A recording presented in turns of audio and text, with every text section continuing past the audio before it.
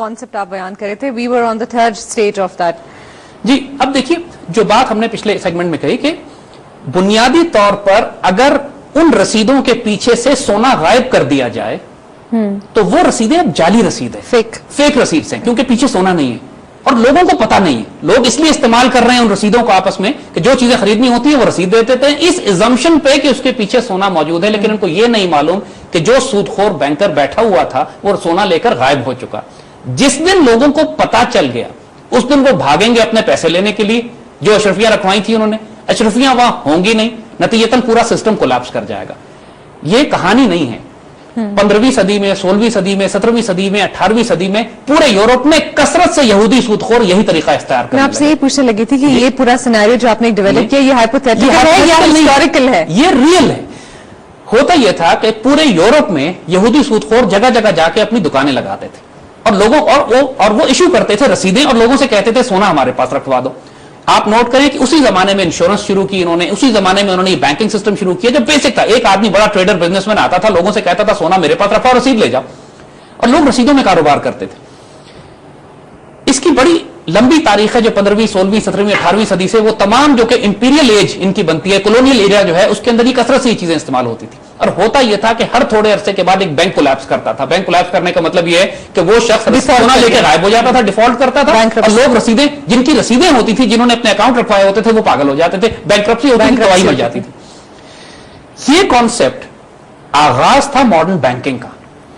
اور ہم case study لیں گے صرف امریکہ کی, کیونکہ امریکن کیس سٹڈی اس لیے کہ US ڈالر اور فیڈرل ریزرو کی طرف آئیں گے. دنیا کی سب سے بڑی کرنسی اس وقت چونکہ ڈالر ہے, لہذا صرف ایک مثال سے آپ کو پوری دنیا کا نظام سمجھ میں آ جائے گا. 1870, 80, 90 وغیرہ میں امریکہ میں یہ کثرت سے ہو رہا تھا کہ پرائیویٹ بینکس تھے جو لوگوں کا سونا اپنے پاس رکھتے تھے اور اس کے مقابلے میں ان کو امریکن ڈالر یعنی رسید جو ہے بنیادی طور پر پیپر کرنسی جو ہے بنیادی طور پر وہ رسید ہوا کرتی تھی اس سونے کی جو بینک میں رکھا ہوا, ایکنالجمنٹ ہوتی تھی.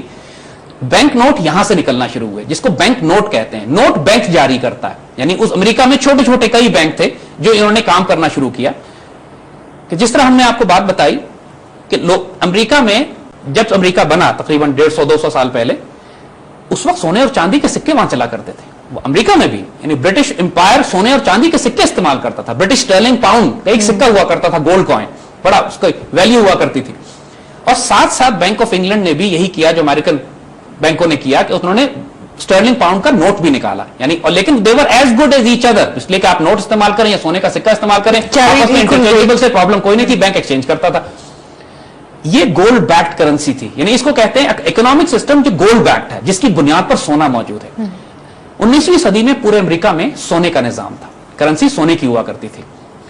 کئی بینک امریکہ میں اس طرح کے بنے کہ جنہوں نے لوگوں سے پیسے لیے, لوگوں سے سونا لیا, رسیدیں ایشو کی, اور رسیدیں بینک ایشو کرتا تھا, دوسرے لفظوں میں رسیدیں چھاپا کرتے تھے, یہ نوٹ چھاپتے تھے, نوٹ چھاپ کے دیتے تھے لوگوں کو, اور لوگ اپنے پاس لا کے ان کو پیسے رکھواتے تھے.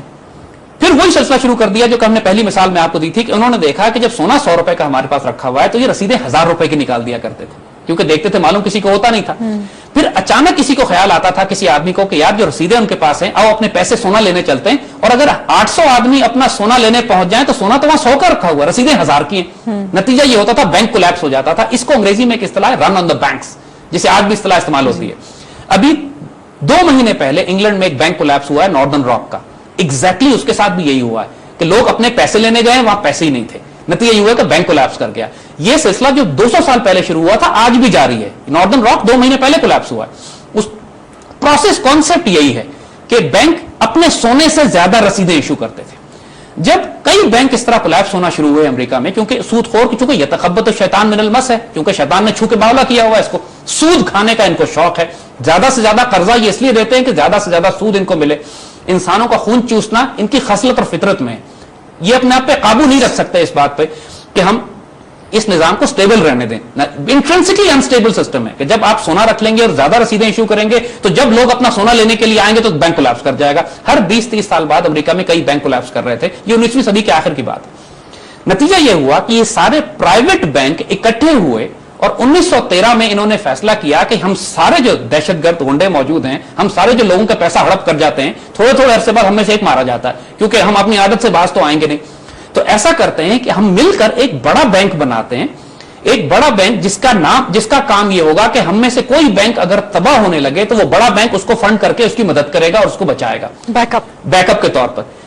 15 یا 16 پرائیویٹ بینکوں نے مل کر ایک بڑا بینک امریکہ میں بنایا, اور گیس کریں گے اس کا نام کیا رکھا؟ Federal reserve, you S federal reserve. اور یہ بات ذرا کان کھول کے ہوش سے سنیے گا, U S federal reserve private bank ہے, امریکن حکومت اس کو اون نہیں کرتی.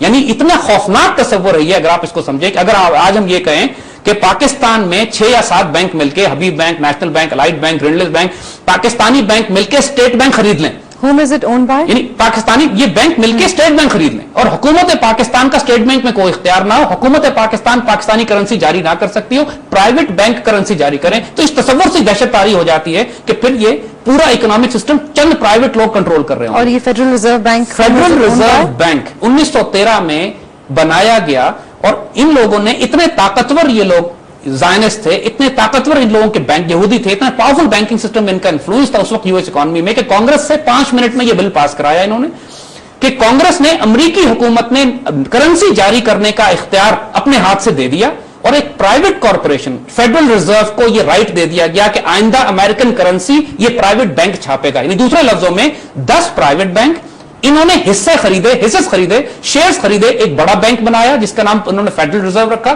اور امریکن کرنسی جاری کرنے کا حق ایک پرائیویٹ کارپوریشن کو دے دیا گیا. یعنی 10-15 یہودی پورے امریکہ کی کرنسی چھاپنے کا اور اس کو جاری کرنے کا اختیار ان کے پاس آ گیا, اور امریکن حکومت اپنا نوٹ نہیں چھاپ سکتی. امریکن گورنمنٹ جب کرنسی ایشو کرنا چاہتی ہے تو فیڈرل ریزرو سے قرض لیتی ہے. یعنی یہ اتنا عجیب و غریب اور خوفناک تصور ہے کہ آپ یہ سمجھیے, حکومت اس کی ہوتی ہے جس کا سکہ چلتا ہے, سکہ امریکن حکومت کا نہیں ہے, سکہ فیڈرل ریزرو کا ہے, اور فیڈرل ریزرو پرائیویٹ بینک ہے جس کو 10-12 یہودی بینکرز اون کرتے ہیں, اور اس کے مختلف بینکس نے اس کے شیئرز ہیں. یعنی federal reserve is a private corporation جو اپنے پارٹنر بینکوں کو, اپنے پارٹنرز کو, جو اپنے حصہ داروں کو 6% اینول کے حساب سے سود دیتا ہے, پروفٹ دیتا ہے, پروفٹ تقسیم ہوتا ہے اس کا. تو 1913 میں انہوں نے یہ ڈرامہ کیا. یعنی کائنات کا سب سے بڑا فائنینشیل فراڈ 1913 میں کریٹ ہوتا ہے جب یو ایس فیڈرل ریزرو بنتا ہے. اس وقت بھی حال یہ تھا کہ اب جو بینک کولیپس ہوتا تھا, جو میں نے پہلے بات عرض کی کہ یہ بینک اپنی رسیدیں, اپنے سونے سے زیادہ رسیدیں جاری کر دیا کرتے تھے, جب یہ کولیپس کرتے تھے تو فیڈرل ریزرو, چونکہ انہوں نے سارا کنٹریبیوٹ کر کے فیڈرل ریزرو بنایا تھا, فیڈرل ریزرو اپنی قوم کو تسلی دیتا تھا کہ فکر نہ کرو, میں پیچھے کھڑا ہوں, اگر کوئی بینک کولیپس بھی کر گیا تو تمہارے پیسے میرے پاس محفوظ ہیں. یہ تسلی امریکی قوم کو دینا ضروری تھی تاکہ ان کا یہ بینکنگ اور سودی نظام قائم رہے, کیونکہ ورنہ ایک ایک کر کے یہ بینک کولیپس ہو جاتے تھے کچھ عرصے کے بعد. فیڈرل ریزرو اوپر آیا ان ساروں کا ایک انشورنس پالیسی, ان کو پروٹیکشن دینے کے لیے. So this is how the Federal Reserve came into play. اس کے بعد کیا ہوا یہ ہم آپ کو بتاتے ہیں. جی زید صاحب, ابھی کنٹینیو کرتے ہیں فیڈرل ریزرو بینک کے بارے میں بات چیت, بٹ آفٹر شارٹ بریک. ہم حاضر ہوتے ہیں بریک کے بعد.